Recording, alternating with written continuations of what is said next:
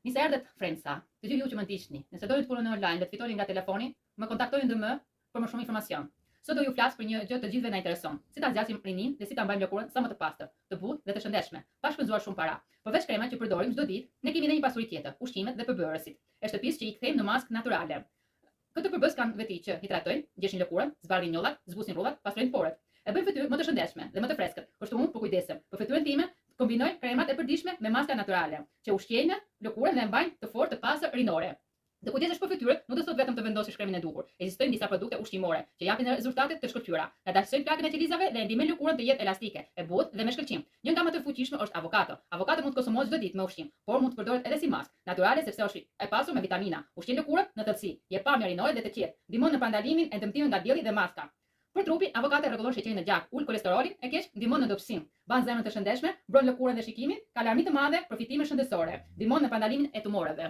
Po përgatis një maskë për fytyrë. Këtu kemi avokatën, një të dytën. Dhe e hedhim këtu te boronica, një luk boronicë. E përzijim. Pastaj këtu kemi vajin e farës së zezë. Hedhim një luk. Hedhim vetëm një vaj bajamësh të egra. Do hedhim një luk mjalt. I përzijim të gjitha përbërësin. Pasi kemi përzija bogrën moze, tani do të hedhim anë vaj vitaminë C, do ta shpojmë, që të dali lëngu. 2 copë duha.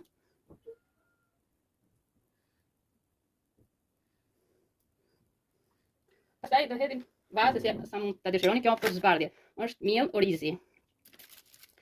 Këtë e bëj për shumë mirë për fytyrën, por kundra rrodhave, kjo mund bëhet një herë në javë, për lëkurë më të butë dhe më të ndritshme. Se kemi lyer fytyrën, do rrim 15 minuta, pastaj do ta lajm fytyrën. Për larë fytyrën duhet veprojë në këtë mënyrë. Pastaj vendosim furrën, pas pak.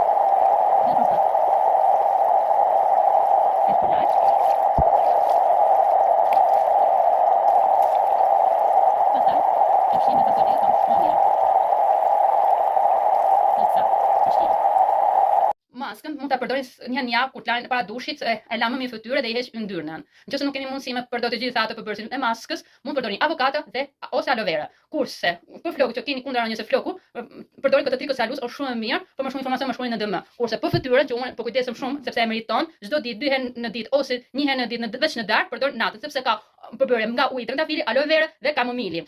Hidraton, jep ndriçon dhe heq pa pastërtit.